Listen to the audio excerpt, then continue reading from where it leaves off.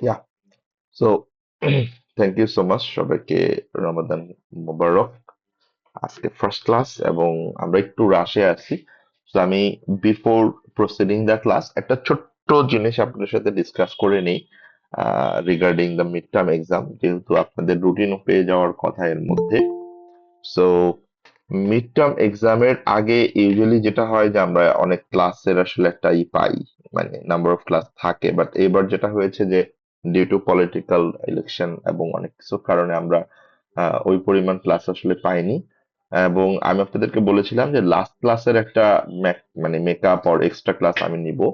So if you guys allow me, এটা আহ, আগামীকাল অথবা শনিবার, মানে যে কোনো একটা টাইমে, কুড বি ইফতারির পর অর বিকেল বেলা, যখন আপনারা মানে দুপুরের পর জোহরের পর এনি টাইম আমাকে একটু কাইন্ডলি কনফার্ম করলে আমি ওইভাবে হচ্ছে ইটস আনঅফিসিয়াল একটা মানে মেকআপ ক্লাস, নট লাইক যে ধরেন একটা ফিক্স টাইমই হইতে হবে, বিকজ বাকিদের ক্লাস থাকবে না, বাকি ফ্যাকাল্টি যারা ইয়েতে ক্লাস নিবেন। সো সেই ক্ষেত্রে একটু আমাকে জানাবেন। আমি সিআর জয়েন করতে মাত্র, সো সিআর কে আমি বলে দিব আপনাদেরকে টাইমটা কনফার্ম করে দিতে। সো এটা হচ্ছে নাম্বার ওয়ান। নাম্বার টু হচ্ছে আহ যেহেতু আমরা আমাদের মিড টার্ম এক্সাম এক মানে 2 দিন অথবা 3 দিন থেকেই শুরু হবে, লাইক আজকে 19 তারিখ অলরেডি, সো হোপফুলি মানে 2 দিন পরেই শুরু হচ্ছে। সো একটা দিকে আপনাদের জন্য আমি বলবো যে মানে আমি আমার দিক থেকে মনে হয় একটু ফ্লেক্সিবিলিটি পাচ্ছিলাম, সেটা হচ্ছে যে আমার এক্সামটা মনে হয় সবার পরে পড়েছে, একদম লাইক শেষের দিকে। তো সেই ক্ষেত্রে একটু সময় আছে, যদি ঠিক ওই সময়ও এক্সামের গ্যাপের মাঝখানে আমরা টাইম পাই, হয়তো বা আপনাদের সাথে আমি একটু বসবো just to understand or revision or your problem solving. But আমরা আসলে মিড টার্মের জন্য কি কি টপিকের উপর আমাদের এক্সামটা হবে এটা আমি একটু ফিক্স করে দিই আজকে। এবং কোয়েশ্চেন প্যাটার্ন কি হতে পারে আর কোন কোন এরিয়া থেকে কোয়েশ্চেন আসতে পারে একটু কাইন্ডলি নোট করে নিয়েন। এবং সিআর যে কোনো একজন একটু দায়িত্ব নিয়ে গ্রুপে এটা একটু লিখে দিয়েন যে আসলে কি কি হুম, চ্যাপ্টারের দিয়ে উপর, দিচ্ছি। হ্যাঁ, কি কি চ্যাপ্টারের উপর আমরা কোয়েশ্চেনটা করব। নাম্বার ওয়ান, কনসেপচুয়াল ফ্রেমওয়ার্ক, এখান থেকে কোনো ম্যাথ আসবে না। সো কনসেপচুয়াল ফ্রেমওয়ার্ক এটা হচ্ছে কমপ্লিটলি থিওরিটিক্যাল কোয়েশ্চেন এবং কমপ্লিটলি এখান থেকে থিওরি আসবে।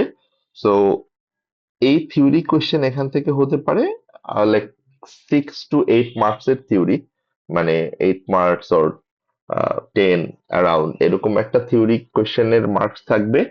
আহ, যে থিওরিটা দুইটা ভাবে আসতে পারে, মানে দুইটা প্যাটার্নের কোয়েশ্চেন আসতে পারে। একটা প্যাটার্ন হচ্ছে যে কনসেপচুয়াল ফ্রেমওয়ার্ক কি, এবং কনসেপচুয়াল ফ্রেমওয়ার্কের যে টোটাল 8টা চ্যাপ্টার আছে, এই 8টা চ্যাপ্টারের নাম হয়তো বা আপনার কাছে আমি জানতে চান, মানে চাইতে পারি। এটা একটা প্যাটার্ন। এটা হচ্ছে একটা সেট অফ কোয়েশ্চেনের রিকোয়ারমেন্ট হতে পারে। আরেকটা হতে পারে যে ওকে, কনসেপচুয়াল ফ্রেমওয়ার্ক তো আমি জানি যে 8টা চ্যাপ্টার নাম লিখলাম, এর মধ্যে সব থেকে ইম্পর্টেন্ট যে দুইটা চ্যাপ্টার, যেটা আপনাদেরকে আগেও বলেছি, chapter 2 qualitative characteristics of financial information, আর chapter 4 elements of financial statements, এই দুইটা চ্যাপ্টার এটা আপনাকে ইন ডিটেলসে আমি হয়তো বা এক্সপ্লেন করতে বলবো। যেমন কোয়ালিটেটিভ ক্যারেক্টারিস্টিক্স এর আমি আপনাকে বলবো যে নামগুলো লিখতে এবং সবগুলো কোয়ালিটেটিভ ক্যারেক্টারিস্টিক্স শর্টলি ব্রিফ করতে। যেমন কোয়ালিটেটিভ ক্যারেক্টারিস্টিক্স তো আমরা জানি যে ফান্ডামেন্টাল আছে, ইনহ্যান্সিং আছে। সো ফান্ডামেন্টাল এর মধ্যে যে দুইটা আছে সেটা আপনি এক্সপ্লেন করবেন। ইনহ্যান্সিং এর মধ্যে যে দুইটা আছে আর যে চ্যাপ্টার আছে সেটা আপনি ফার্স্টে লিস্ট ডাউন করবেন, তারপর এক্সপ্লেন করবেন। সো এটা আসতে পারে একটা কোয়েশ্চেন প্যাটার্ন। আরেকটা কোয়েশ্চেন প্যাটার্ন হতে পারে এমন যে আপনার এলিমেন্টস অফ ফাইন্যান্সিয়াল স্টেটমেন্টস, যে এলিমেন্টস গুলা কি asset, liability, income, expense, equity, এগুলার নাম লিখে আপনার এক্সপ্লেনেশন সহ এক্সাম্পল সহ। সো এই হচ্ছে কনসেপচুয়াল ফ্রেমওয়ার্ক থেকে কোয়েশ্চেনের একটা প্যাটার্ন। স্যার আর একবার একটু বলবেন প্রথম থেকে। ওকে, যদি আমি সিআর কে বলছি যে এটা লিখে দিবে, তারপর আমি আবার রিপিট করছি। সো ফার্স্ট চ্যাপ্টার হচ্ছে কনসেপচুয়াল ফ্রেমওয়ার্ক, যেখান থেকে কোনো ম্যাথ নাই, কমপ্লিটলি থিওরি। এই থিওরির মধ্যে দুইটা অথবা তিনটা প্যাটার্নের কোয়েশ্চেন আসতে পারে আর থাকতে পারে। একটা প্যাটার্ন হচ্ছে যে কনসেপচুয়াল ফ্রেমওয়ার্ক কি, এই কনসেপচুয়াল ফ্রেমওয়ার্কের যে 8টা চ্যাপ্টার আছে, এই 8টা চ্যাপ্টারের নামগুলো কি কি। তার মানে ওই যে আমি আপনাকে যে একটা স্লাইড দিয়েছি ওটা পড়লেই হবে। সেকেন্ড কোয়েশ্চেন প্যাটার্ন হতে পারে যে কনসেপচুয়াল ফ্রেমওয়ার্কের যেই মোস্ট ইম্পর্টেন্ট দুইটা chapter, chapter 2 qualitative characteristics of financial information and chapter 4 elements of financial statements, এই চ্যাপ্টার গুলোকে ব্রিফলি আপনাকে এক্সপ্লেন করতে বলতে পারে যে সে চ্যাপ্টার 2 তে যে কোয়ালিটেটিভ ক্যারেক্টারিস্টিক গুলো আছে, ফান্ডামেন্টাল যে দুইটা আছে, এনহান্সিং যে চ্যাপ্টার আছে, এগুলো আপনাকে নাম লিখে শর্টলি এক্সপ্লেন করতে হবে। লাইক এটা একটা প্যাটার্ন। থার্ড প্যাটার্ন হতে পারে যে যেই আমার যে এলিমেন্টস গুলো আছে, 5টা elements, asset, liability, income, expense, equity, সেটা আপনাকে ইন ডিটেলসে ডেফিনেশন সহ, এক্সাম্পল সহ এক্সপ্লেন করতে হতে পারে। সো কনসেপচুয়াল ফ্রেমওয়ার্ক থেকে এইটাই হচ্ছে কোয়েশ্চেনের প্যাটার্ন। এরবার আসলে কোয়েশ্চেন খুব একটা থাকার সুযোগ থাকে না। এরপর আসি আমাদের সেকেন্ড চ্যাপ্টার যেটা ছিল, চ্যাপ্টার 2, যেটা আমরা কভার করেছি গত ক্লাস পর্যন্ত। এটা হচ্ছে বুকস অফ প্রাইম এন্ট্রি এবং double entry bookkeeping. So books of prime entry থেকে এইখানে যে কোয়েশ্চেন গুলো আসবে মোস্টলি এটা প্রিন্সিপাল অফ অ্যাকাউন্টিং এরই একটা রিপিট ফরম্যাটের আসলে টপিকটা। সেখানে আমরা যেটা দেখতে চাই, আর আমরা যেটা দেখব যে আপনি কতটুকু ডাবল এন্ট্রি বুককিপিং এর যে স্ট্রাকচার গুলো প্রপারলি বুঝতে পারছেন। যে সে আমি কিছু ট্রানজেকশন দিয়ে আপনাকে বলতে পারি যে অ্যাকাউন্টিং ইকুয়েশনে এটার ইম্প্যাক্ট কি হবে, যেটা আমরা দেখেছি একটা ক্লাসে। সো এটা একটা প্যাটার্নের কোয়েশ্চেন হতে পারে। অর আরেকটা প্যাটার্নের কোয়েশ্চেন হতে পারে যেটা আমরা লাস্ট ক্লাসে কভার করেছি, লাস্ট ক্লাসে আমরা ইন ডিটেলসে দেখেছি। সেটা হচ্ছে আমি আপনাকে হয়তো বা 1 মান্থের কিছু ট্রানজেকশন দেওয়া থাকবে, সেখান থেকে আপনার ওই ট্রানজেকশন গুলোর রেসপেক্টিভ ডাবল এন্ট্রি কি হবে, মানে ডেবিট এবং ক্রেডিট কি হবে, সেটা আপনাকে মানে আপনাকে করতে বলা হবে। দেন ওই ডাবল এন্ট্রি থেকে লেজার অ্যাকাউন্টটা আপনি কিভাবে আপডেট করবেন, ওই যে টি অ্যাকাউন্ট যেটা, যেটা আমরা গত ক্লাসে অনেকগুলো টি অ্যাকাউন্ট দেখেছি এবং আপনাদেরকে একটা আমি হোমওয়ার্কও দিয়েছি, যেটা আই বিলিভ আপনারা সবাই করেছেন। এন্ড এই টি অ্যাকাউন্ট গুলো আপনি ব্যালেন্সিং করবেন, মানে ক্লোজিং ব্যালেন্স গুলো আপনি বের করবেন, করে ওই টি অ্যাকাউন্ট দিয়ে আপনি একটা ট্রায়াল ব্যালেন্স প্রিপেয়ার করবেন, মানে ওই ডেবিট ব্যালেন্স এবং ক্রেডিট ব্যালেন্স গুলো লিস্ট করে একটা ট্রায়াল ব্যালেন্স প্রিপেয়ার করবেন। So that sort of question from second chapter আপনারা এক্সপেক্ট করতে পারেন। তার মানে এখানে ফুললি ক্যালকুলেশন বেসডই হবে, ম্যাথমেটিক্যাল বেসডই হবে। এন্ড এইটার মার্কসটা হয়তো বা 10-12 এরকম একটা মার্কস থাকবে। ওকে, এখানে অ্যাকাউন্টিং ইকুয়েশনটাও থাকবে? থাকতে পারে, মানে যেই যেই 3টে প্যাটার্নের ম্যাথই আমরা করেছি সেটা প্যাটার্নেই থাকতে পারে, আবার হুম। নাও থাকতে পারে। আবার দেখা যাচ্ছে শুধু শুধু ওই যে যেটা আমি পরের প্যাটার্নটা বললাম যে আপনাকে ডেবিট ক্রেডিট করতে হবে, এন্ড দেন ডেবিট ক্রেডিট করে তারপরে ওটা লেজার অ্যাকাউন্ট করে ট্রায়াল ব্যালেন্স করতে হবে। কুড বি এটাও শুধু থাকতে পারে, অ্যাকাউন্টিং ইকুয়েশন নাও থাকতে পারে। আমি ক্লাসে আমি ফোন দিচ্ছি আপনাকে। ওকে, এরপরে আমরা যদি যাই পরের চ্যাপ্টার, তার মানে আমরা দুইটা চ্যাপ্টারের কোয়েশ্চেন প্যাটার্নে দেখলাম, যেহেতু টোটাল 25 মার্কস। আরেকটা চ্যাপ্টার আমাদেরকে ইনক্লুড করতেই হতো, কেননা যদিও এই চ্যাপ্টারটা খুব ছোট এবং এখান থেকে একদম স্পেসিফিক কি কোয়েশ্চেন হবে সেটাই আমি আপনাদেরকে আজকে দেখাবো এবং সেটারই একটা ছোট্ট ডিসকাশন করব। সো এই চ্যাপ্টার যেটা আপনারা দেখতে পাচ্ছেন এখন আপনাদের স্ক্রিনে, রিসিভেবল ফর ফাইন্যান্সিয়াল রিপোর্টিং, এখান থেকে আপনাদের একদম স্পেসিফিক দুইটা এরিয়া থেকে কোশ্চেন আসবে। একটা হচ্ছে এই যে ইরিকভারেবল ডেপ্ট অ্যান্ড ডাউটফুল ডেপ্ট, এই যে 4 এবং 5-এর এই যে পয়েন্ট দুইটা দেখতে পাচ্ছেন, এই দুইটা পয়েন্ট থেকেই কোশ্চেন আসার মতো এখানে এরিয়া আছে। সেটা হচ্ছে যে আপনার এটার ক্লারিফিকেশনটা আমি হয়তো বা আজকে দিচ্ছি, বাট কোয়েশ্চেন প্যাটার্নটা এমন হতে পারে যে এখান থেকে একটা ছোট্ট থিওরি থাকতে পারে 2 মার্ক অথবা 3 মার্কের, যে ইরিকভারেবল ডেপ্ট কি, ডাউটফুল ডেপ্ট কি, এদের মধ্যে ডিফারেন্স গুলো আপনাকে আইডেন্টিফাই করে হয়তো বা নোট করতে হবে যে ইরিকভারেবল ডেপ্ট অ্যান্ড ডাউটফুল ডেপ্টের মধ্যে ডিফারেন্স উইথ ডেফিনেশন।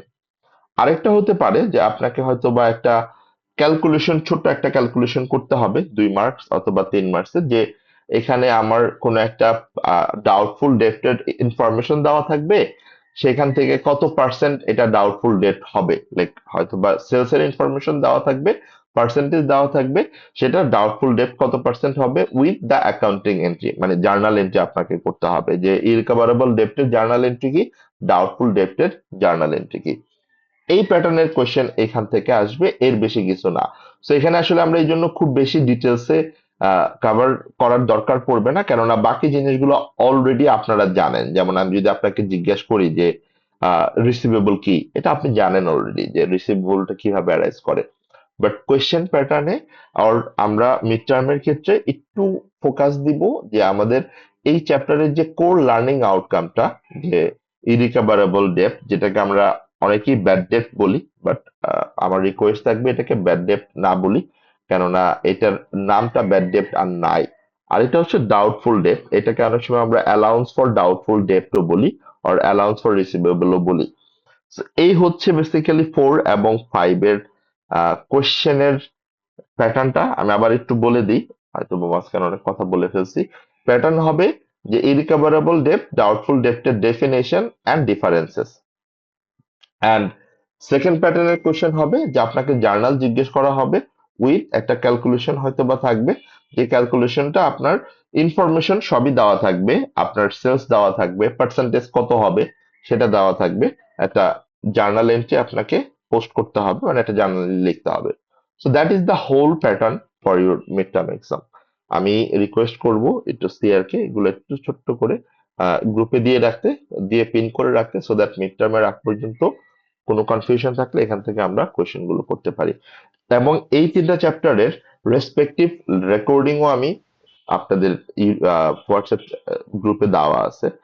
ইভেন আপনি ইউটিউবে গেলে দেখবেন যে এই এই চ্যাপ্টারের নামেই আসলে আপনার ইগুলা দেওয়া দেওয়া আছে, আপনার রেকর্ডিং গুলো দেওয়া আছে। আপনি অন্য প্লেলিস্টে গিয়েও দেখতে পারবেন, সমস্যা নেই। সো একই টপিক, হয়তো বা একটু স্লাইটলি ডিফারেন্স আছে, but you will have that idea যে কোয়েশ্চেন কিভাবে আসতে পারে, কোন কোন এরিয়া থেকে কোয়েশ্চেন আসবে, এবং আপনি এক্সামে কিভাবে ওটা আনসার করবেন। ওকে, সো আমরা তাহলে শুরু করতে পারি, if you guys don't have any questions or query, যদি কারো কোয়েশ্চেন্স না থাকে। আচ্ছা ঠিক আছে জি, বলেন, কোনো কোয়েশ্চেন স্যার, ছিল কিনা। সমস্যা নেই, রেকর্ডিং থেকে আমি লিখে নিব না।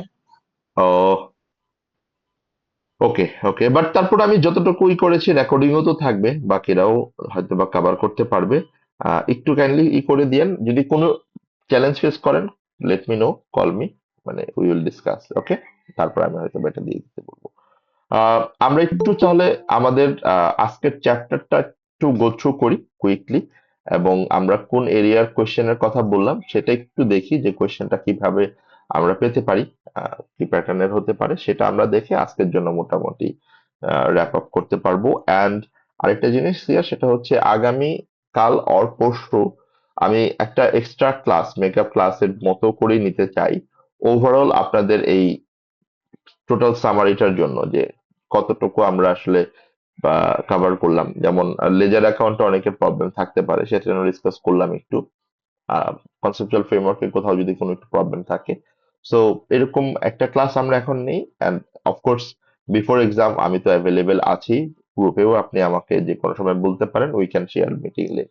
একটা গ্রুপেও হইতে পারে যে আপনি কয়েকজন মিলে আমাকে বলেন যে স্যার এই এই প্রবলেম গুলো আমাদের হচ্ছে, একটু মানে আমাদেরকে এটা এটা একটু ডিসকাস করে সলভ করে দিলে খুব ভালো হয়। So we can discuss, no problem with that.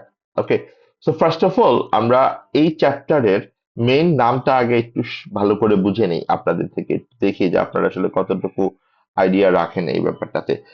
আমি যদি আপনাদের জিজ্ঞেস করি what is receivable and how to arise receivable, মানে রিসিভেবল কি এবং রিসিভেবল কিভাবে কখন অ্যারাইজ করে,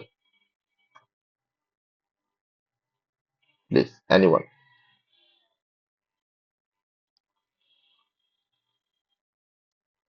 স্যার বাকিতে কিছু বিক্রি করলে তো স্যার রিসিভেবল তৈরি হয়। যদি আপনি ক্রেডিটে মানে বাকিতে কোনো কিছু বিক্রি করেন কাস্টমারের কাছে, তাহলেই সেটার জন্য রিসিভেবল অ্যারেঞ্জ করে। একদিন আপনার সাথে আমি পারফেক্টলি একদিন। ওকে, আহ আর কারো কোনো কোয়েশ্চেন এটা নিয়ে, আর আর কারো কোনো আসলে এটা নিয়ে ডিফারেন্ট অপিনিয়ন? সো আমার মনে হয় এটাকে যদি আমরা একটু সুন্দর করে বলি, যে রিসিভেবল হচ্ছে আমি মানে আমি বলতে বোঝাচ্ছি বিজনেস যাদের থেকে টাকাটা পায়, রিসিভেবল, রাইট? আমি যদি এটাকে স্প্লিট করি এই এই মিনিংটাই আসে। সো বিজনেস আসলে কার থেকে টাকা পায়? যাকে বিজনেস কোনো প্রোডাক্ট সেল করেছে অর কোনো সার্ভিস সেল করেছে, সেটা প্রোডাক্টও হতে পারে, সার্ভিসও হতে পারে। তাহলে প্রোডাক্ট অথবা সার্ভিস এটা কার কাছে সেল করে? এটা সেল করে হচ্ছে কাস্টমারের কাছে। সো যেহেতু সে কাস্টমারের কাছে সেল করছে, তার মানে আমরা ইউজুয়ালি কাস্টমারের কাছে যখন কোনো কিছু ক্রেডিটে সেল করব, যেটা বললো বাকিতে, যদি ক্রেডিটে সেল করি তাহলেই সেটা হবে আমার জন্য receivable. So always remember this term, যে receivable only arises for credit sales. তার মানে আমি যদি কোনো ক্যাশ সেল করি তাহলে কিন্তু সেটা আমার জন্য রিসিভেবল হবে না, এটার জন্য কিন্তু কোনো রিসিভেবল অ্যারাইজ করবে না।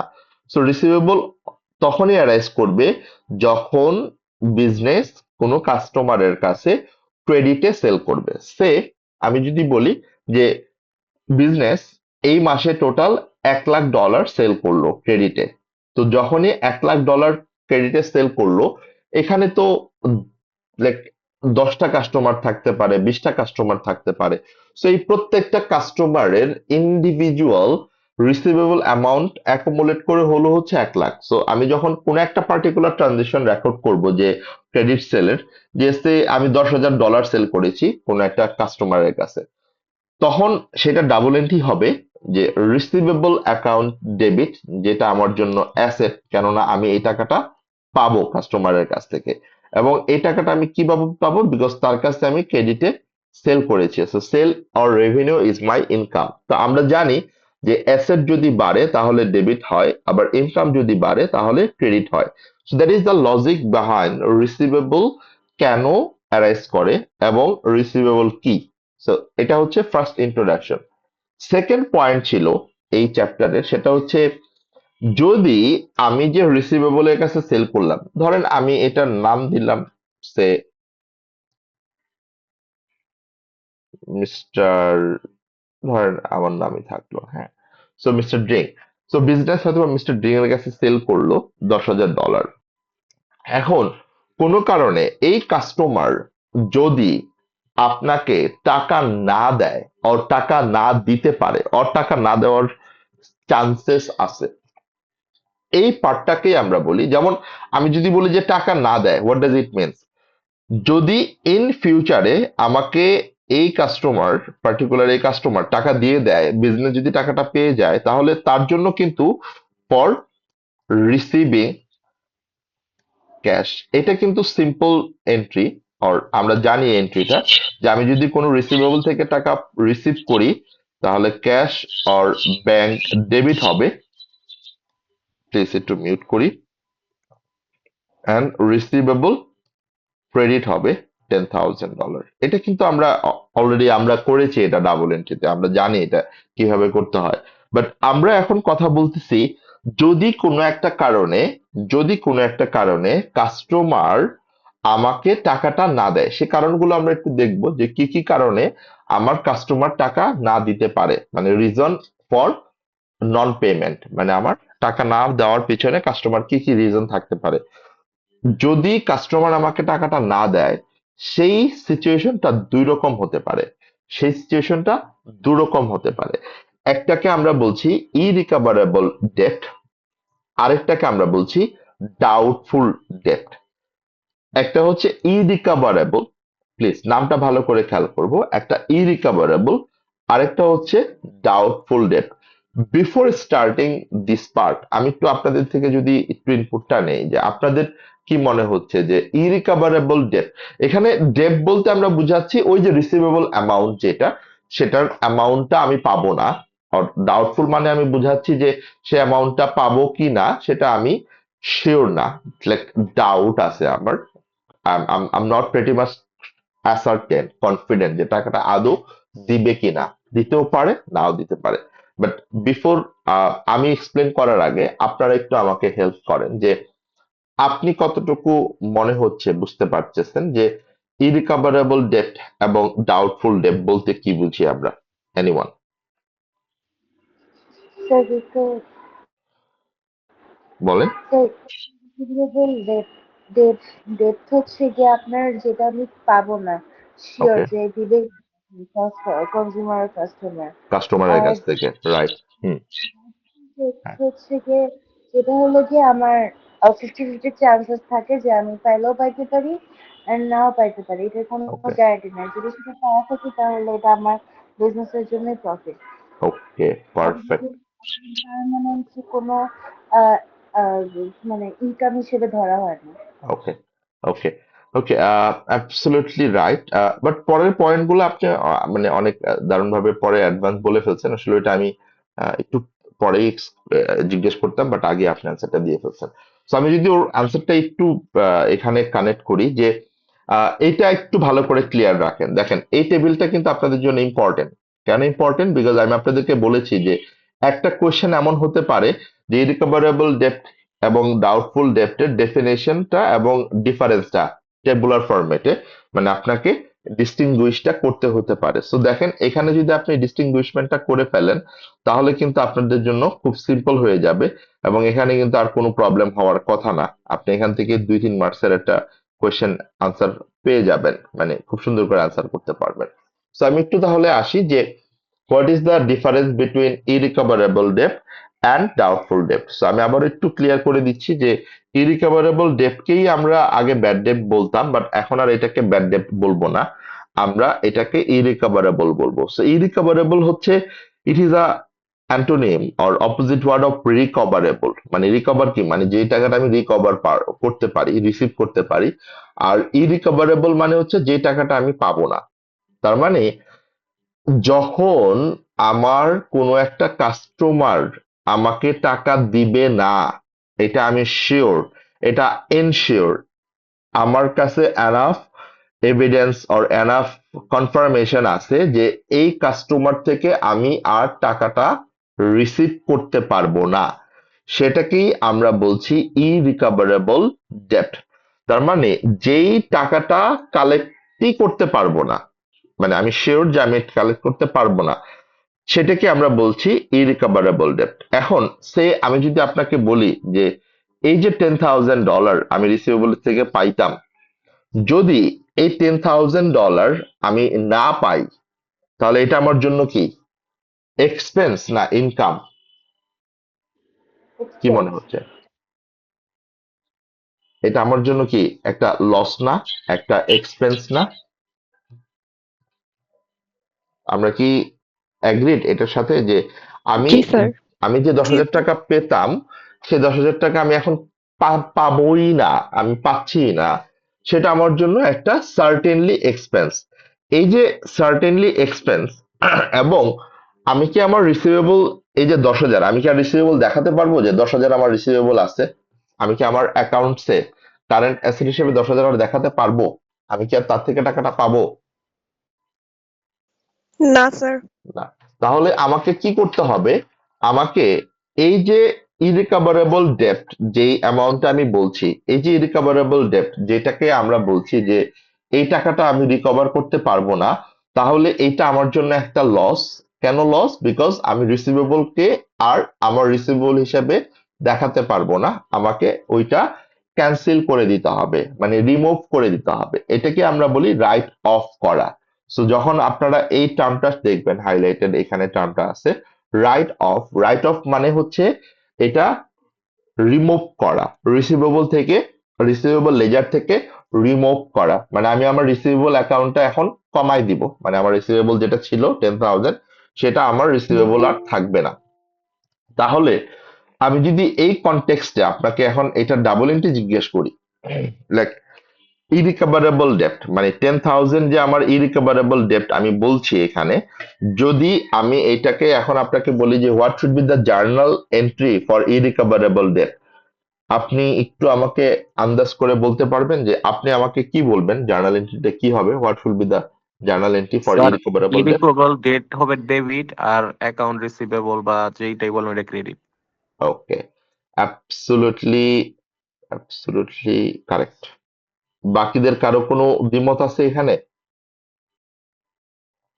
সো যেটা বললো অ্যাবসলিউটলি কারেক্ট। তাহলে আমরা যখনই ইরিকভারেবল ডেপ্টের জার্নাল এন্ট্রি করব, ইরিকভারেবল ডেপ্টের জার্নালিটি খুবই সিম্পল। ইরিকভারেবল ডেপ্ট ডেবিট, খেয়াল করে দেখেন, যেটা এক্সপেন্স হিসেবে ট্রিট হবে in statement of profit and লসে। আর যেই টাকাটা আমি পাবো না রিসিভেবলের, ওই পার্টিকুলার রিসিভেবল অ্যাকাউন্ট হবে আমার ক্রেডিট। এখানে যেমন ড্রিঙ্ক কোম্পানির টাকাটা আমি পাবো না, মানে মিস্টার ড্রিং এর $10,000 আমি পাবো না। তাহলে মিস্টার ড্রিঙ্ক যেহেতু রিসিভেবল ক্রেডিট, কার রিসিভেবলটা হবে? মিস্টার ড্রিঙ্কের নামে যে রিসিভেবলটা আছে সেইখান থেকে আমার $10,000 কমে যাবে। So that's the part of irrecoverable debt. এখন আমরা স্যার ইরিকভারেবল ডেট, হ্যাঁ বলেন প্লিজ। স্যার নাম বলা থাকলে তো ডাইরেক্ট নাম লিখে দিলেও হবে না? নাম লিখে দিলেও হবে, রাইট। আর যদি না বলা থাকে তাহলে শুধু রিসিভেবল লিখলেও হবে। এখন আমরা মাঝখানে যে কথাটা বলছিলাম যে এই যে ইরিকভারেবল ডেট, এই যে রাইট অফ করা, এই যে রিসিভেবলটা আমার ক্যান্সেল করে দেওয়া, এইটা কখন আমাকে আলটিমেটলি রেকর্ড করতে হবে অ্যাজ এ রিকভারেবল ডেট, তার কিছু রিজন এখানে দেওয়া আছে। রিজন গুলো একটু জাস্ট আপনারা এট এ গ্ল্যান্স আমরা দেখে নিই আপনাদের সাথে, যে কি কি কারণে আমার কোন একটা কাস্টমারকে, কোন একটা রিসিভেবলকে রাইট অফ করতে হয়, কি কি কারণ হইতে পারে usually for irrecoverable debt. Number one, customer যদি ব্যাংরাপ্ট হয়ে যায়। Do have any idea what is bankrupt? Bankrupt মানে কি?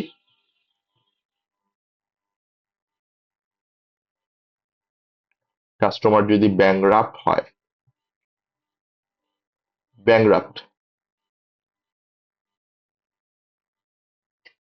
কারো কোনো আইডিয়া নাই? ওকে, আমরা বাংলায় এটাকে হয়তো বা অনেকেই শুনেছি দেউলিয়া। ওকে, সো ব্যাংরাপ্ট ইন আ সিচুয়েশন যেখানে আপনার ওই কাস্টমারের আর কোনো টাকা সলভেন্সি অ্যাবিলিটি নাই টু পে এনি ডেপ্ট, যেটাকে বলা হয়, এটা এটা অনেকভাবেই ডিক্লেয়ার করে। অনেক সময় গভর্নমেন্ট ডিক্লেয়ার করে, অনেক সময় অথরিটি ডিক্লেয়ার করে, ব্যাংক ডিক্লেয়ার করে। সো তার মানে হচ্ছে ওই কাস্টমারের আর ক্যাপাসিটি নাই, ওই কাস্টমারের আর অ্যাবিলিটি নাই to repay any penny of money to you. So এটাকে আমরা বলি হচ্ছে ব্যাংরাপ্ট। তো যদি কাস্টমারের অ্যাবিলিটি না থাকে তাহলে কাস্টমার তো আপনাকে আর টাকাই দিতে পারবে না। আর কাস্টমার যদি টাকাই না দিতে পারে তাহলে আলটিমেটলি তো আর এই টাকাটা আপনি রিকভার করতে পারবেন না, রিসিভ করতে পারবেন না। So that has to be like irrecoverable debt. Number two, the customer is out of business. যদি সে বিজনেস বন্ধ করে দেয়, বিজনেস যদি সে আলটিমেটলি ক্লোজ করে দেয়, তাহলে তো আর আলটিমেটলি আপনি তার থেকে টাকা পাবেন না।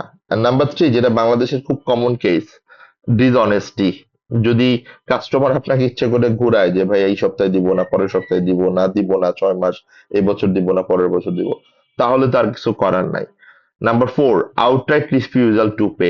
মানে এটা হচ্ছে যখন আপনি পাওয়ারে চলে আসবেন, পলিটিক্যাল পাওয়ার, যে ও আপনাকে টাকা দিবেই না, আপনি কি করবেন করেন, লাইক দ্যাট সর্ট অফ, ও টাকা আপনাকে দেওয়ার জন্য রাজিই না। আগেরটা যেমন ছিল ডিসঅনেস্টি, আর এটা হচ্ছে with with dishonesty with power, মানে সে আরো এনফোর্স করে বলছে। Number five, disappearance of customer. মানে কাস্টমার হঠাৎ করে লাপাত্তা, যেটা হয় অনেক সময়, আপনারা দেখেছেন ডেস্টিনি, তারপর মাঝখানে একটা ই কমার্সের যেটা নাম কি যেন গেল ওইটা, ইভ্যালি, তারপর এরকম অনেক অনেক আছে যেগুলো হঠাৎ করে দেখবেন ডিসঅ্যাপিয়ার হয়ে যায়। অনেক অনেক সেল টেল করে, অনেক টাকা পয়সা দিবে প্রমিস করে, হঠাৎ করে ডিসঅ্যাপিয়ার হয়ে যায়, তাহলে তো আর আপনি তার থেকে টাকা পাবেন না। And the last is the most sad part, is death of customer. But এটা কোম্পানির ক্ষেত্রে হয় না, বাট যদি কোনো ইন্ডিভিজুয়াল কাস্টমারের কাছে আপনি টাকা পান, সেই ক্ষেত্রে এটা এটা এফেক্ট ফেলে, যে হয়তো বা তার ফ্যামিলি অর কেউ হয়তো বা তার অন বিহাফে টাকাটা দিতে পারবে না। সো তখন গিয়ে দেখা যায় যে এই টাকাটা আর আপনার জন্য কালেক্ট করা পসিবল হয় না। সো এই রিজন গুলা একটা থিওরিটিক্যাল পার্ট হিসেবে হয়তো বা আপনারা মনে রাখতে পারেন, but not much important. But back of your mind you have to understand যে কি কি কারণে আমার রিসিভেবল রিকভার নাও হতে পারে, ইরিকভারেবল হতে পারে। So that's the irrecoverable part. Okay, and the second part আমরা যেটা বলছিলাম যে ডাউটফুল ডেট। সো ডাউটফুল ডেপ্টের আগে একটা ছোট্ট এক্সাম্পল আমরা দেখে ফেলি, তাহলে হয়তো বা আপনাদের জন্য বুঝতে ইজি হবে যে আসলে আমরা কি বলতে চাচ্ছিলাম, ইরিকভারেবল ডেপ্টের আসলে আলটিমেটলি কি রকম ডাবল এন্ট্রি করতে হয়। সো এক্সাম্পল ওয়ান, খেয়াল করে দেখেন, mister Lancaster accounts receivable account has a balance of 44,000, তার মানে ওর টোটাল রিসিভেবল $44,000 ওয়েস্ট Finalizing his accounts, he learns that one of his customers, Mr. Sedi, has just been declared bankrupt. She owes Lancaster $6,000. Prepare ledger account to reflect the situation. So ledger account বলতে আপনাকে দুইটা account এখানে করতে হবে।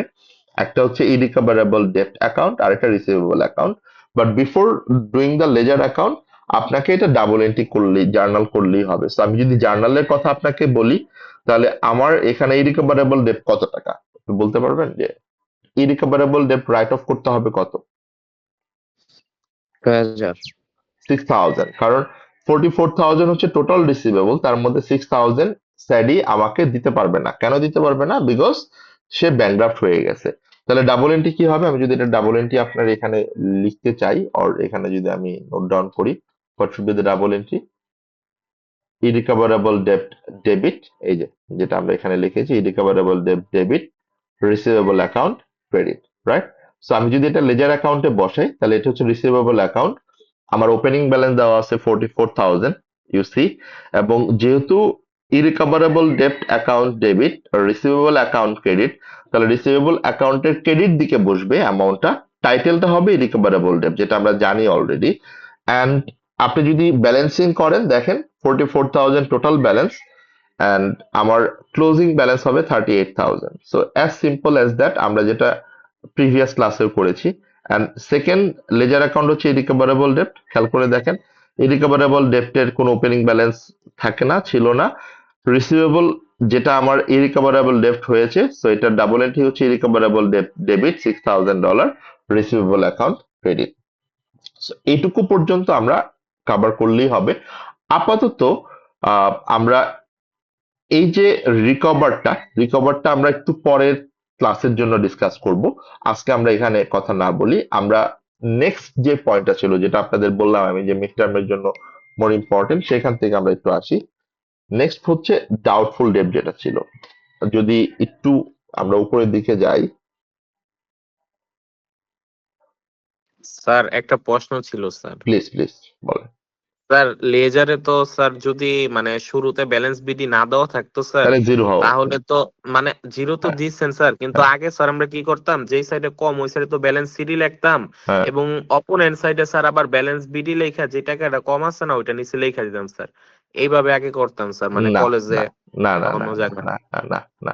আপনার এই যে opening balance যেটা, এটা কিন্তু এই মান্থের কোনো ওপেনিং ব্যালেন্স নাই, এই ওপেনিং ব্যালেন্সটা কিন্তু লাস্ট মান্থের ক্লোজিং ব্যালেন্স। সো এটা অফকোর্স Yes, sir. লাস্ট মান্থের ক্লোজিংটাই হবে এখানে, নট লাইক আপনি যেটা বললেন। ওকে আচ্ছা স্যার, থ্যাংক ইউ স্যার। ওকে ওকে এরপর আমরা যাই যেটা লাস্ট টপিক আজকের জন্য, এবং এটা হোপফুলি একটু ডিসকাস করলে আপনাদের একটা ওভারঅল আইডিয়া হবে যে আমাদের এক্সামের প্যাটার্নে আমি কি কি পয়েন্ট নিয়ে কথা বলবো। ডাউটফুল ডেট যেটা আমি বলছিলাম, আপনারাও ফার্স্টে বলছিলেন যে ডাউটফুল ডেট যেটা হচ্ছে আহ, আমি আমার রিসিভেবলের টাকাটা পাবো কি পাবো না এটা আমি শিওর না, অ্যাসার্টেইন না, রাইট? আমি কনফার্ম না, 100% কনফার্ম না, but there is uncertainty, there is a confusion যে আমি টাকাটা পেতেও পারি নাও পেতে পারি। আমি ঠিক এই কথাটা দিয়েই বলি, এই যে এই 10,000 দিয়েই বলি, আমার এই যে 10,000 রিসিভেবল, এই 10,000 রিসিভেবল নন পেমেন্টটা দুই রকম হতে পারে। যে একটা হচ্ছে আমি টাকাটা পাবোই না, এটা একদম শিওর যে এই টাকাটা আমি রিসিভই করতে পারবো না। তো যদি আমি টাকাটা নাই পাই একদম, তাহলে এটা আমার জন্য রিকভারেবল ডেট। বাট টাকাটা পাবো কি পাবো না, যদি এ ধরনের কোনো ডাউটফুল সিচুয়েশন থাকে, যেটা কোয়েশ্চেন আপনাকে বলে দিবে, কোনো সমস্যা নাই, যদি ডাউটফুল সিচুয়েশন থাকে তখন আপনাকে যেটা করতে হবে, তখন আপনাকে এই সিচুয়েশনের জন্য একটা প্রভিশন ক্রিয়েট করতে হবে। প্রভিশন বলতে আমরা যেটা বুঝি যে যে সিচুয়েশনটা আনসার্টেন, আমি টাকাটা পাবো কিনা সেটা শিওর না, যেহেতু আমি টাকাটা পেতেও পারি নাও পেতে পারি, এই সিচুয়েশনটা আমাকে কনসিডার করতে হবে। এবং সেই কনসিডারেশন করার যে প্যাটার্নটা সেটাকে আমরা বলছি ডাউটফুল ডেপ্টের অ্যাকাউন্টিং এন্ট্রি। এবং এই ডাউটফুল ডেপ্টের জন্য আমরা একটা সেপারেট লেজার মেনটেন করি, প্রভিশন অ্যাকাউন্ট মেনটেন করি, সেটাকে আমরা বলি receivable allowance account. Okay, receivable allowance for irrecoverable ডেপ্ট। তাহলে আমি যদি দুইটার বেসিক ডিফারেন্স বলি, ইরিকভারেবল ডেপ্ট হচ্ছে আমি টাকাটা পাবো না, এটা সার্টেন, যেটা আমি রাইট অফ করে দিব ডাইরেক্ট রিসিভেবল থেকে। এবং এটা ডাবল এন্ট্রি হবে ইরিকভারেবল ডেপ্ট ডেবিট, রিসিভেবল অ্যাকাউন্ট ক্রেডিট। বা ডাউটফুল ডেপ্ট হচ্ছে যে we are not certain, there is an uncertainty to recover the money. So as per the accounting concept আমাকে এটার জন্য একটা প্রভিশন ক্রিয়েট করতে হবে, এবং প্রভিশন যেহেতু আমি করছি তার মানে আমাকে এটার একটা ডাবল এন্ট্রি, একটা জার্নাল এন্ট্রি করতে হবে। এবং এই যে প্রভিশনটা আমরা রাখবো, এই প্রভিশনের জন্য একটা একটা সেপারেট অ্যাকাউন্ট, প্রভিশন অ্যাকাউন্টই আমি মেনটেন করব ফর দিস ডাউটফুল ডেট, সেটাকে আমরা বলছি রিসিভেবল অ্যালাউন্স। সো তাহলে আমরা যদি ডাবল এন্ট্রির ক্ষেত্রে চিন্তা করি, জার্নাল এন্ট্রির ক্ষেত্রে চিন্তা করি, ডাউটফুল ডেটের জার্নাল এন্ট্রি হবে যে এই যে প্রভিশনটা আমরা রাখছি, যেহেতু এটা একটা liability, provision, always remember this thing, provision একটা লায়াবিলিটি অ্যাকাউন্ট, এবং এই লায়াবিলিটি অ্যাকাউন্টটা তখনই আমরা ইউজ করব যখনই প্রভিশন আমার একটা আনসার্টেনিটি থাকবে। যদি সার্টেন থাকে তখন কিন্তু আর এটা প্রভিশন থাকে না, তখন it becomes the certain liability account. So provision is a liability for uncertain amount or uncertain timing. So এটা একটু মনে রাখবো, প্রভিশন তখনই আসে যখন ফিউচার কোনো একটা এক্সপেন্স যেটা সার্টেন না, এটা হবে কি হবে না, there is a uncertainty, হয় অ্যামাউন্টটা আনসার্টেন অর টাইমটা আনসার্টেন। এখানে খেয়াল করে দেখেন, এখানে কিন্তু অ্যামাউন্ট অর টাইম দুইটাই আনসার্টেন, যে আমার টাকাটা কবে পাবো সেটাও শিওর না, পেতেও পারি নাও পেতে পারি, আবার পুরোটাও পেতে পারি নাও পেতে পারি। সো এই যে একটা আনসার্টেনিটি, এটাকে আমরা বলছি প্রভিশন, এবং এই প্রভিশনের জন্য একটা অ্যাকাউন্ট আমরা সেপারেটলি মেনটেন করছি, সেটাকে আমরা বলছি রিসিভেবল অ্যালাউন্স ফর ইরিকভারেবল ডেপ্ট। তাহলে ডাউটফুল ডেপ্টের ডাবল এন্ট্রি হবে ইরিকভারেবল ডেপ্ট ডেবিট, যেটা আমরা জানি অলরেডি, যেটা আমার জন্য একটা expense, and receivable allowance credit. তার মানে এই যে $10,000 কথাটা আমরা বলছিলাম একটু আগে, এইটা আপনাকে কোয়েশ্চেনে বলে দিবে যে এটা কি ইরিকভারেবল ডেপ্ট না ডাউটফুল ডেপ্ট, এবং আপনাকে এটা অবশ্যই ইন্ডিকেট করে দিবে যে আপনি কি ইরিকভারেবল ডেপ্টের জার্নাল এন্ট্রি করবেন অ্যান্ড ডাউটফুল ডেপ্টের জার্নাল এন্ট্রি করবেন। সো আপনাকে অফকোর্স দুইটা আলাদা করে দিবে, যে প্রোভাইড জার্নাল এন্ট্রি, ইরিকভারেবল ডেপ্টের একটা জার্নাল এন্ট্রি করবেন, সেটা জার্নাল এন্ট্রি হচ্ছে ইরিকভারেবল ডেপ্ট ডেবিট, রিসিভেবল অ্যাকাউন্ট ক্রেডিট। আর রিসিভেবল অ্যালাউন্সের যে জার্নাল এন্ট্রিটা, ডাউটফুল ডেপ্টের যে জার্নাল এন্ট্রিটা, সেখানে আপনাকে ঠিক একই রকম অ্যামাউন্ট বলে দিবে যে ইরিকভারেবল ডেপ্টের একটা, সরি, ডাউটফুল ডেপ্টের একটা জার্নাল এন্ট্রি প্রোভাইড করতে। তখন আপনি জার্নাল এন্ট্রি যেটা দিবেন ইরিকভারেবল ডেপ্ট ডেবিট, যে অ্যামাউন্টটা আপনার আসবে, and always remember that amount is not certain, এটা ইয়ার অন ইয়ার চেঞ্জ হবে, বাড়তেও পারে কমতেও পারে, কারণ এটা একটা এস্টিমেটেড অ্যামাউন্ট, এটা একটা আনসার্টেন অ্যামাউন্ট, যে এই টাকাটা আপনি পেতেও পারেন নাও পেতে পারেন। সো এটা ইয়ার অন ইয়ার প্রভিশনটা চেঞ্জ হয়, প্রভিশনটা বাড়ে। আমরা এটা একটু নেক্সট পয়েন্টেই দেখছি। সো আমার ডাউটফুল ডেপ্টের তাহলে জার্নাল কি দাঁড়াচ্ছে, ইরিকভারেবল ডেপ্ট ডেবিট, রিসিভেবল অ্যালাউন্স ক্রেডিট, 10,000 10,000। নাও যেটা আমরা বললাম যে এটা তো একটা প্রভিশন অ্যামাউন্ট, এস্টিমেটেড অ্যামাউন্ট, এই অ্যামাউন্টটা নেক্সট ইয়ারে বাড়তেও পারে আবার কমতেও পারে। যদি এটা নেক্সট ইয়ারে কমে যায়, আর যদি নেক্সট ইয়ারে এটা বেড়ে যায়, তাহলে কি হবে দেখেন, যদি এইটা নেক্সট ইয়ারে বেড়ে যায়, আমার যদি প্রভিশন নেক্সট ইয়ারে 10,000 না হয়ে 15,000 হয়, তখন যতটুকু বাড়ছে ততটুকু আমাকে ইনক্রিমেন্টাল জার্নাল দিতে হবে, যে recoverable debit and allowance credit 5,000। তার মানে যেহেতু আমার প্রভিশন বাড়াতে হচ্ছে, তার মানে এটার জন্য আমার ইরিকভারেবল ডেট এক্সপেন্সও বাড়াতে হবে, অ্যান্ড এক্সপেন্স বাড়লে আমরা জানি debit. And on the other hand, যেহেতু প্রভিশন একটা লাইবিলিটি অ্যাকাউন্ট, লাইবিলিটিটাকেও আমাকে বাড়াতে হচ্ছে। সো ইরিকভারেবল ডেট ডেবিট হবে এবং রিসিভেবল অ্যালাউন্স অ্যাকাউন্ট ক্রেডিট হবে। এটা হচ্ছে ফর ইনক্রিজিং দ্য প্রভিশন। আর যদি এটা ডিক্রিজ করতে হয় নেক্সট ইয়ারে, যদি ডিক্রিজ করতে হয়, তাহলে আমাকে যেটা করতে হবে, আমি যে টাকাটা রেখেছি প্রভিশন, সেই অ্যামাউন্টটাই আমাকে কমাই দিতে হবে। এবং সেই অ্যামাউন্ট কমাই দেওয়া মানে কি, যে আমার অ্যালাউন্স যেটা ছিল, অ্যালাউন্স এখন কমে যাবে। সো অ্যালাউন্স তো আমার লায়াবিলিটি, প্রভিশন, সো প্রভিশন যদি কমে যায়, লায়াবিলিটি যদি কমে যায়, তাহলে ডেবিট হবে। অ্যান্ড এক্সপেন্স তো আমি আর বাড়াচ্ছি না, এক্সপেন্সও কমাই দিচ্ছি, তাহলে এক্সপেন্সও আমার কমে যাবে, এক্সপেন্সও ক্রেডিট হবে। খেয়াল করে দেখেন, যদি এটা কমাইতে হয় অ্যালাউন্সটা, তখন ঠিক রিভার্স এন্ট্রি হবে, রিসিভেবল অ্যালাউন্স ডেবিট হয়ে যাবে, ইরিকভারেবল ডেট ক্রেডিট হয়ে যাবে। সো এই হচ্ছে বেসিক্যালি আপনাদের মেইন দুইটা কনসেপ্ট অফ টপিক, যেটা আপনাদের এক্সামে with example with journal entry আসতে পারে। এবং of course irrecoverable debt and doubtful ডেপ্টের জার্নাল এন্ট্রি সেটা অবশ্যই আসবে, আপনাকে অবশ্যই ক্যালকুলেশন করে এটা জার্নালটা দেখাতে হবে। সো এইটুকু পর্যন্ত যদি কারো কোনো কনফিউশন থাকে আমাকে একটু বলতে পারি, আর যদি না থাকে আমরা আজকের জন্য শেষ করবো এখানে। দেন নেক্সট ক্লাসে যদি আমরা সুযোগটা পাই, সেটার একটা টপিক আছে এই যে রিকভারিং, সেটা আমরা একটু কথা বলবো। বাট রিকভারিটা আসলে আপাতত খুব বেশি মানে ফার্স্ট ওয়েতে ইম্পর্টেন্ট না, বাট একটু সময় নিয়ে কথা বললেই হবে। It's a 5 minutes or 10 minutes topic. Okay sir double এন্ট্রিতে স্যার প্রত্যেকটার কারণ লেখা দিব না স্যার নিচে হ্যাঁ হ্যাঁ হ্যাঁ, জার্নাল ব্যাখ্যা? এন্ট্রির মানে জার্নাল এন্ট্রি যখন আমরা করি, জার্নাল এন্ট্রির ক্ষেত্রে রিজনটা বলি। যেমন আমি যদি ধরেন এই লেফট সাইডের জার্নাল এন্ট্রিটার কথা বলি, irrecoverable debt debit, receivable account credit, তাহলে এটা কেন আমি ইরিকভারেবল ডেট ডেবিট করেছি?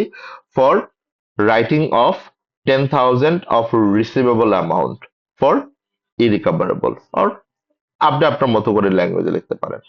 এই 10,000 আমি কেন ডাউটফুল ডেপ্টে রেখেছি? ফর ডাউটফুল ডেপ্ট অফ $10,000, দ্যাটস ইট। মানে জাস্ট রিজনটা বলে দেওয়া যে কেন আপনি ডেবিট করেছেন, কেন আপনি ক্রেডিট করেছেন।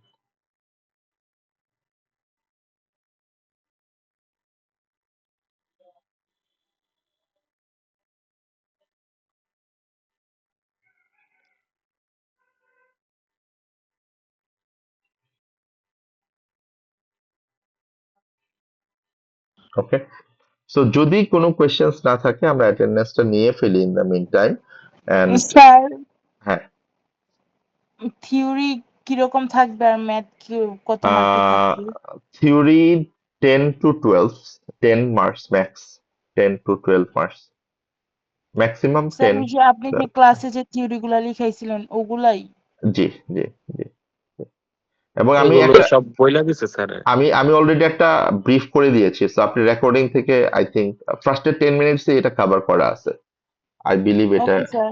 হয়ে স্যার যাবে। আমি Okay? ভার্সিটিতে গেছিলাম তো না না, ওই আম জন্য আম আম আসতে সরি, পারিনি। আমি আসলে আহ, না স্যার সমস্যা নেই। মানে লাস্ট মোমেন্টেই করতে হয়েছে, এবং আমার অলরেডি আসলে মানে লেটও হয়ে যাচ্ছে, আমার আসলে মিটিংটা তো ইমিডিয়েটলি করতে হবে। সো আমি একটু রেকর্ডিংটা দিয়ে দিচ্ছি ইমিডিয়েটলি, আপনার রেকর্ডিংটা পেয়ে যাবেন হোপফুলি, এবং আমি অ্যাটেন্ডেন্সটা একটু নিয়ে নিই। হ্যাঁ, okay thank you sir. Number 1, Present, sir. 2, Present, sir. 3, Present, sir. 4, Present, sir. 5, 6, 7, Yes, sir. 8, Present, sir. 9, Yes, sir. 11, Yes, sir. 13, 14, Yes, sir. 15, Present, sir. 16, Present, sir. 17, present sir? 20, 21. Present, sir. Sir, বাকি 20, ছিল। sir. বাকি ও দিয়েছিল। Sorry sorry sorry, Ishtiaq আমি তো দিয়ে দিব বলছি। Yes, sir. Sorry sorry, আমি ইভেন মার্কও করে রাখতেছিলাম যে ইশতিয়াকেরটা দিব, বাট সামহাউ নামটা সমস্যা খেয়াল নেই করি স্যার, যেগুলো অ্যাটেন্ড নেই আমি আপনাকে রোলটা বলে দিব না। 21। আপনি রোল আপনি কল তাহলে করেন। একটু থাকেন, কোনগুলোই আছে। আমি আছি স্যার, ওকে, করেন করেন সব। হ্যাঁ, 21, Present, sir. 23, Present, sir. 24 আছেন, 25, 26, 25 নাই, 26, 27, হ্যাঁ Present, sir. 27 আছেন, 28, Present, sir. 29, 29, 30, Present, sir. 31, Yes, sir. 32, 32 নাই, 33, Present, sir. 34, 35, present sir. 36 আছেন, 37, 36, Present, sir. okay, 39, sir present আছে প্রান্তিকা হ্যাঁ, হ্যাঁ, বলতুলি। ঠিক আছে। 37, 39, 39 আছে। হ্যাঁ, হ্যাঁ, হ্যাঁ, হ্যাঁ, সরি। 40, 40, নাই। 41, প্রেজেন্ট আছে। 44, Present, sir. 46, 47. Present, sir. 47. Present, sir. 46, present, sir. জি, জি, জি। ঠিক আছে। থ্যাংক ইউ সবাইকে। সো সবাইকে শুভকামনা মিড টার্মের জন্য। ভালো করে একটু পড়েন, বাট স্টিল ডোন্ট ফিল খুব ডিসহার্টেন, যেহেতু খুব সবকিছুই কুইকলি হচ্ছে। সো আমিও ওইভাবেই মেকআপ করে দেওয়ার ট্রাই করব। আমি আপনাকে একটা ওভার স্ট্রাকচার দিলাম, স্টিল এক্সামটা ভালোভাবে দেন, সেখানেও I try my level best, যাতে করে আপনাদের এক্সামটা ভালোভাবে আপনি অ্যাকোমোডেট করতে পারেন। হ্যাঁ, এটা নিয়ে টেনশন করার কোনো কারণ নেই, আল্লাহ ভরসা ইনশাল্লাহ। সো ধন্যবাদ সবাইকে। ইনশাআল্লাহ স্যার, দোয়া করেন। আসসালামু আলাইকুম স্যার। স্যার একটা কথা বলতাম।